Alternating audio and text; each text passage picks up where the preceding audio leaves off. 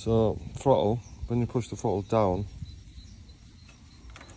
yeah, throttle cable's loose. Follow the throttle cable down to there. It's supposed to be pinned there. And if you watch it, it pushes it. Actual black bit is moving. It's not staying still, so it's not working. So I'm guessing this thing must be loose. Not ideal when it's brand spanking new.